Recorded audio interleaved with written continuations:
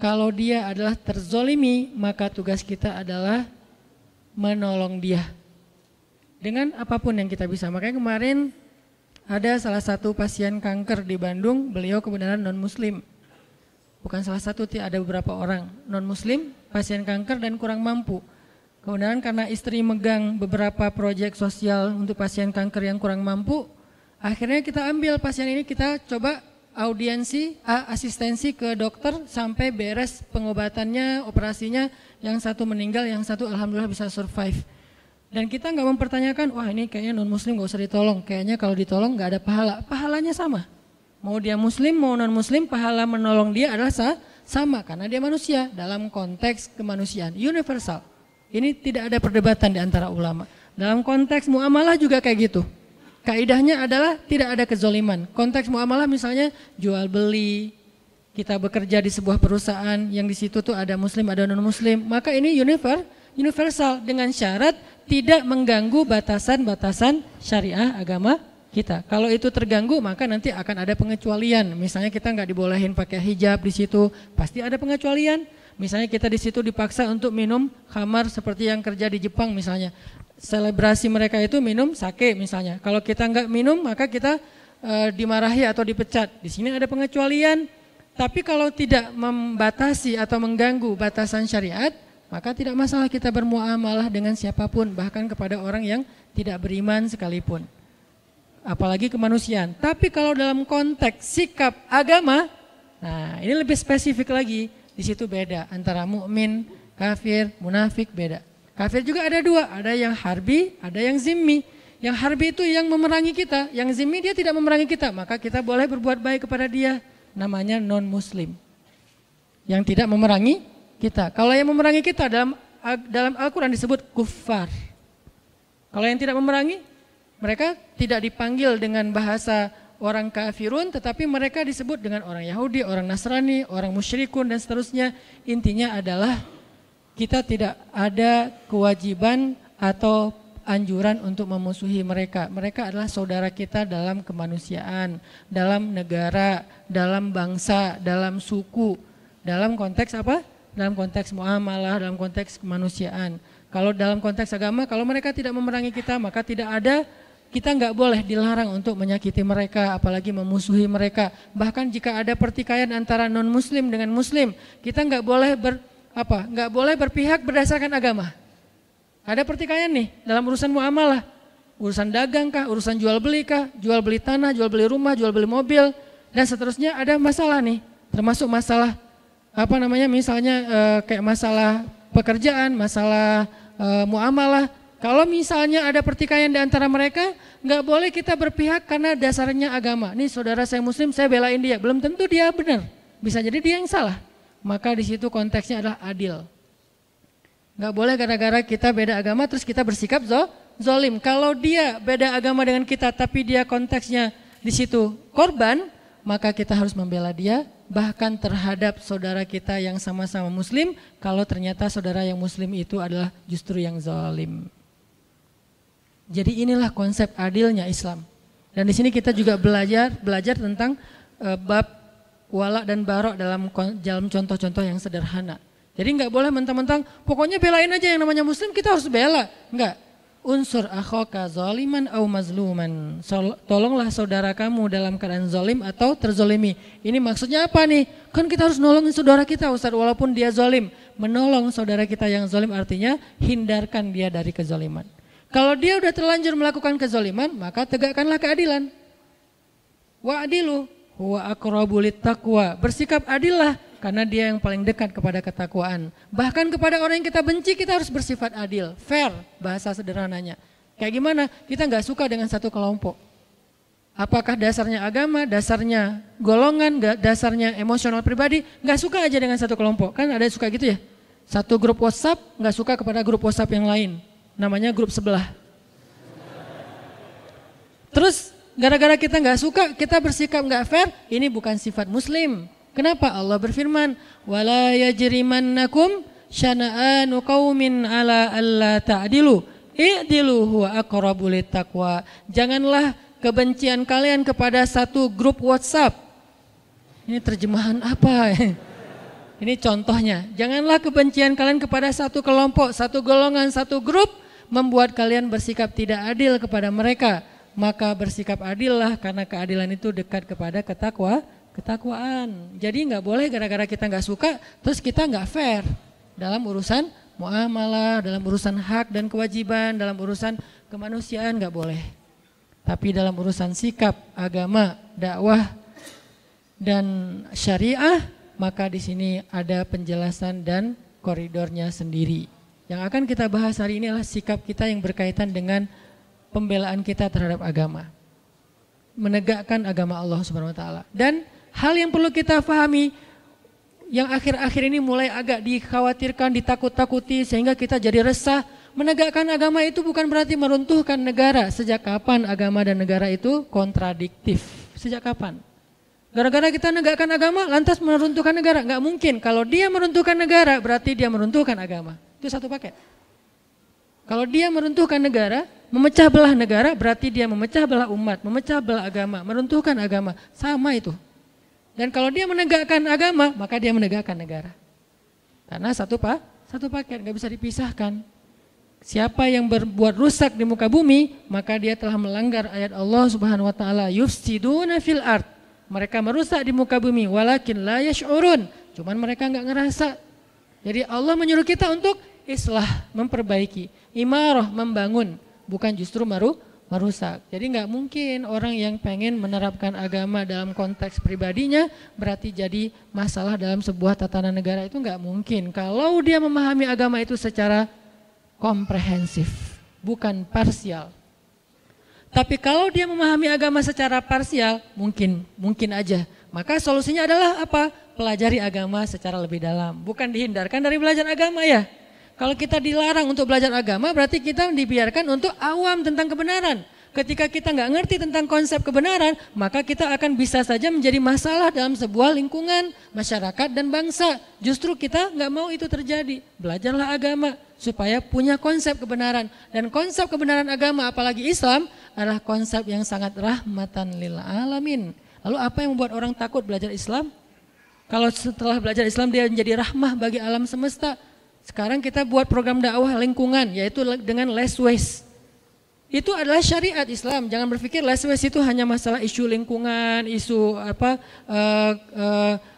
climate change dan segala macam. Bukan, ini bukan masalah lingkungan, bukan masalah alam, bukan masalah ozon. Ini masalah agama. Sehingga ketika ini saya coba presentasikan kepada para ustadz-ustadz bangun negeri, mereka semuanya sepakat ini tuh masalah agama. Lalu saya tanya, kenapa dakwah nggak pernah mengangkat isu ini? Oh ya, kita baru ngeh sekarang. Ya udah yuk kita angkat isu ini, isu lingkungan. Biar orang lihat Islam itu bukan cuma narasi ibadah. Islam itu bukan cuma sholat 5 waktu, walaupun itu wajib dan tidak ada perdebatan tentangnya. Tetapi dia belum komprehensif, dia masih parsial. Terlalu zoom in-nya kedekatan. Coba zoom out lagi deh. Ketika kita zoom out tentang Islam, kita akan melihat hal-hal yang lain yang luar biasa tentang Islam. Makanya kalau kita pengen menjadi solusi bagi bangsa, pengen jadi kebaikan bagi bangsa, bahkan bagi manusia, bahkan bagi alam semesta, maka belajarlah agama. Makanya kita perlu belajar tentang sifat munafik agar kita tidak terjebak di dalam sifat ini. Saya nggak tahu, mungkin suatu saat di antara teman-teman yang hadir sekarang akan jadi pejabatkah suatu hari nanti? Akan jadi seorang penguasa kah? Mungkin di sini ada yang calon presiden tahun 2000 sekian yang kita nggak tahu ya.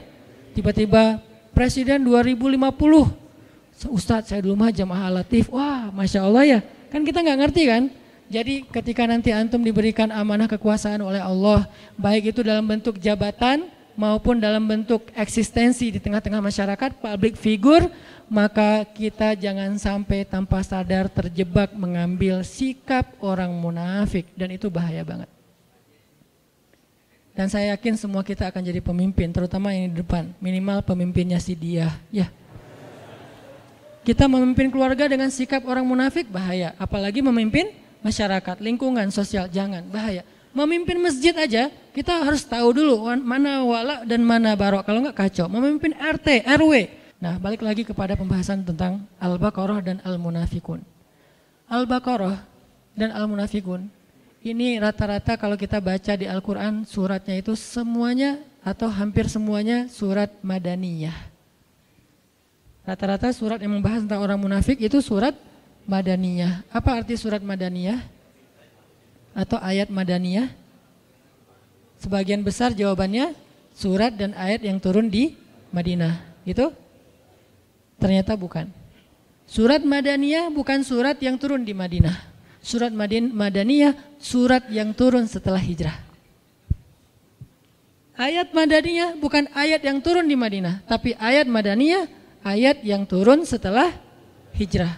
Kalau dia turun di Mekah tapi setelah hijrah namanya Madaniyah, bukan Makkiyah. Jadi bukan soal tempat, tapi fase dakwah, periodisasi dakwah. Yang turun setelah hijrah semuanya Madaniyah. Mau dia turun di Madinah, mau turunnya di Bani Quraidah, mau turunnya di Khaybar, mau turunnya di misalnya Mekah ketika terjadi perjanjian Hudaibiyah, semuanya Madaniyah. Walaupun turunnya bukan di kota Madinah.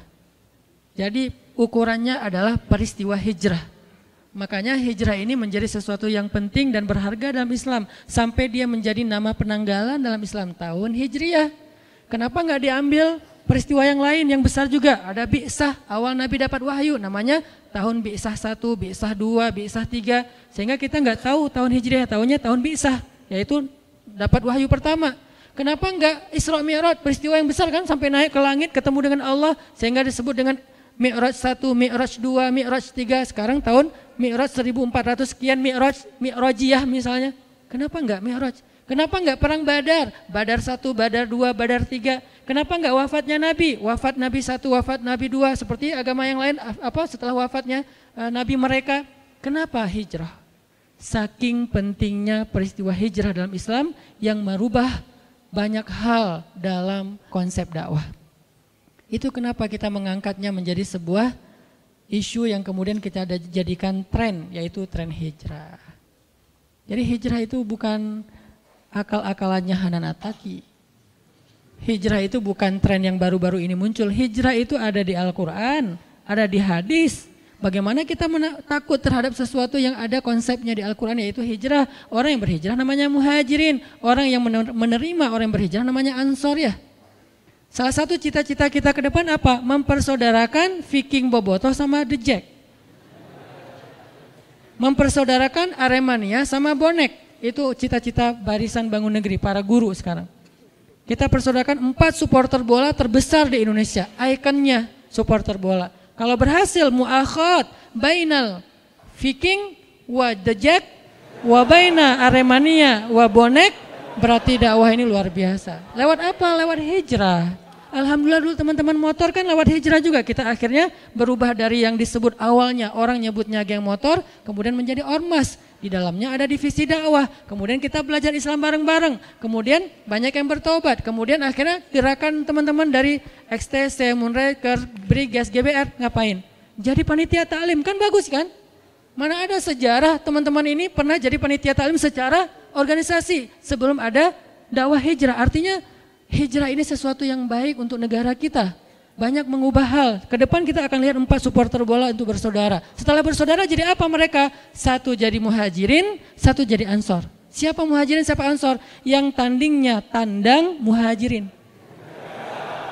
Yang tandingnya kandang ansor. Nanti ketika muhajirin yang tandang datang ke kota lawannya disambut dengan Tola al-Badr. Kan seru ya? Kebayang nggak nyambut The Jack di Padalarang gitu ya, mereka datang bertruk-truk gitu disambut di Padalarang, Tola al-Badru alaina. Wah, saya di depan tuh pakai mic. Vokalisnya saya sama Ebit Tola al-Badru alaina. Itu perilaku ansor, bukankah itu kebaikan? Berarti hijrah teh. Gara-gara ada hijrah, ada muhajirin, ada ansor. Terus apalagi perilakunya? Ansor yu'thiruna ala anfusihim walau kana bihim khasasah. Mendahulukan muhajirin daripada dirinya walaupun dia butuh kepada sesuatu itu. Silakan teman-teman di Jak masuk duluan, kita belakangan ke stadion. Masuk. Udah selesai, udah ansor masuk. Teman-teman Viking Bobotoh masuk. Di dalamnya saling mendoakan kebaikan. Semoga kalian menang. Enggak, kalian aja yang menang. Kan seru ya? Ini nih baru namanya hijrah. Itu tuh cita-cita saya banget dari dulu. Pelan-pelan saya membangun network, membangun basis sosial, membangun bargaining supaya punya agreement yang cocok dengan level-level tertentu. Pelan-pelan sekarang masuk. Alhamdulillah teman-teman di Jakarta mulai dekat dengan Bung Ferry. Di kita di sini ada Mang Yana. Pelan-pelan satu saat nggak ada lagi adegan pembunuhan, pengeroyokan, kezoliman yang kayak sering kita lihat baik di The Jack maupun di Boboto sama-sama punya korban, nggak ada lagi. Yang ada saling mendoakan. Semoga kalian menang, kalian aja. Akhirnya rame lagi gara-gara itu ya. Saling mendoakan kebaikan. Ternyata gara-gara saling mendoakan, fair, nggak ada yang menang. Seri, asal tanding di sini seri, asal tanding di Jakarta seri. Yang lain baru kita doakan yang berbeda. Artinya kayak luar biasa gitu. Nanti pas pulang dianterin, dikasih bekal, bawain apa misalnya, sebutlah oleh-oleh Bandung, khas Bandung gitu kan ya. Buah-buah yang ranum atau apalah gitu kan. Bawain peyem kayak apalah. Bawain bala-bala, banyakin cengeknya, kasih kan biar gregetan gitu kan. Wah Masya Allah, karena saya makan bala-bala gak ada cengek, gak ada rasanya. Pas kita ke Jakarta dibawain apa, ondel-ondel atau apalah sama teman-teman. Ini semuanya adalah karena hijrah. Itu tuh goal dari program hijrah kita, bukan sekedar ngaji. Ngaji ini adalah cara kita untuk mengupgrade kapasitas spiritual dan wawasan. Tapi praktek sesungguhnya dari hijrah itu adalah behavior, perilaku kita. Baik itu perilaku personal maupun perilaku sosial. Perilaku sosial itu tadi mu'akhad, persaudaraan antara kita. Dan itu udah terjadi di Bandung dengan ikonnya anak-anak motor. Itu bukti bahwa hijrah itu ternyata solusi untuk bangsa. Kenapa kita malah takut? Aneh kan? Logikanya harus kita asah lagi nih. Dengan apa mengasah logikanya? Dengan Al-Quran, dengan hadis Rasulullah SAW. Berarti kalau ini menjadi solusi untuk bangsa, berarti Rasulullah itu orang yang sangat berjasa bagi bangsa kita. Karena Rasul yang udah ngajarin tentang konsepsi hijrah ini kepada kita, yang konsep itu lalu saya convert, saya terjemahin bersama dengan para guru untuk menjadi program sosial. Berarti Rasul berjasa banget. Rasul berjasa untuk kita sejak dulu. Nanti berjasa lagi di padang mahsyar. Kita pikir udah selesai urusan kita sama Nabi. Belum selesai. Satu-satunya urusan dengan manusia yang dibawa sampai ke akhirat, itu cuma Nabi loh. Kita dengan pasangan kita aja udah beres. Memang sehidup semati, tapi tidak sehidup lagi. Sehidup lagi udah pisah. Ketemu lagi di surga ya kalau masuk surga dua-duanya. Kalau salah satu di surga yang salah satu di neraka, na'udzubillah min dzalik, maka dia akan dipasangkan lagi dengan pasangan yang sesuai dengan dia. Na'udzubil, kan gak rela banget ya, udah di neraka terus dia selingkuh gitu kan ya. Jangan sampai. Makanya kalau dua-duanya di surga, balik lagi bareng. Makanya Rasul itu berjasa untuk kita bukan cuma di dunia teman-teman, sampai di padang mahsyar. Satu-satunya manusia yang teman-teman bisa lihat di YouTube beberapa booster saya tentang Rasulullah yang paling sibuk di akhirat, yang paling sibuk mengurus orang lain itu cuma satu orang, Nabi Muhammad SAW. Yang lain semuanya ngurus diri sendiri. Semuanya berlaku kalimat kullum ri'im minhum yawma idzin sya'nun yughnih. Semua orang pada hari itu sibuk dengan urusannya sendiri-sendiri. Illa Rasulullah SAW yang sibuk dengan urusan umatnya. Makanya nggak terputus urusan kita dengan Nabi, nggak terikat dengan zaman, tempat, terus sampai lintas zaman, dunia dan akhirat. Jadi kita balik lagi, ternyata pembahasan tentang orang munafik itu muncul setelah hijrah. Bukan di Madinah, setelah hijrah. Kenapa baru muncul munafik ini? Gerakannya, kekacauannya setelah hijrah. Karena Islam setelah hijrah itu mulai eksis. Sebelum hijrah, Islam itu tertindas. Islam itu tersembunyi. Hanya ada di beberapa golongan-golongan kecil, yaitu orang-orang yang lemah di kota Mekah. Tapi setelah hijrah, Islam itu eksis, kuat, berpengaruh. Muncullah orang-orang munafik, muncullah ayat-ayat tentang munafik, muncullah surat Al-Munafikun. Cari di Al-Quran itu surat apa? Madaniyah, surat yang turun setelah hijrah. Jadi nggak heran kalau kemunafikan dalam berbagai macam bentuk-bentuknya itu muncul setelah Islam semakin eksis dan berpengaruh. Orang mulai datang ke masjid beramai-ramai. Yang dulunya kita susah banget ngelihat anak muda ramai di masjid seperti sekarang ya. Dulu masjid itu diramaikan oleh siapa? Oleh kakek-kakek. Sekarang fenomenanya Masya Allah, setelah hijrah dalam konteks kekitaan, maka yadkhuluna fi dinillahi afwaja. Orang berbondong-bondong masuk ke dalam agama Allah. Agama di sini bisa artinya syariat, bisa artinya masjid, bisa artinya taklim. Berbondong-bondong. Baik itu kajian saya, kajian Ustaz Abu Somad, kajian Ustaz-Ustaz yang lain, semuanya rame. Lebih rame daripada konser. Setelah apa? Setelah hijrah. Maka dalam satu paket, begitu hijrah muncul, eksistensi Islam muncul, muncullah kemunafikan. Kenapa dia muncul? Baru dibedah oleh Al-Quran. Kemunafikan itu kenapa kok munculnya setelah hijrah? Terus perangainya kayak gimana? Itu kenapa surat-surat atau ayat kemunafikan itu rata-rata madaniyah. Pertanyaan berikutnya, kenapa kemunafikan muncul setelah hijrah dan Islam eksis? Salah satu masalahnya adalah ciri-ciri orang munafik atau golongan munafik adalah dengki. Bahasa Arabnya hasadin. Makanya ada doa min syarri hasidin idza hasad, dari kedengkian orang yang dengki. Dia dengki dengan keislaman, dia dengki dengan eksistensinya kaum muslimin. Dia dengki, dia nggak suka. Bahasa lainnya selain hasad apa? Ghillan. Makanya di dalam Al-Quran Allah mengajarkan kita juga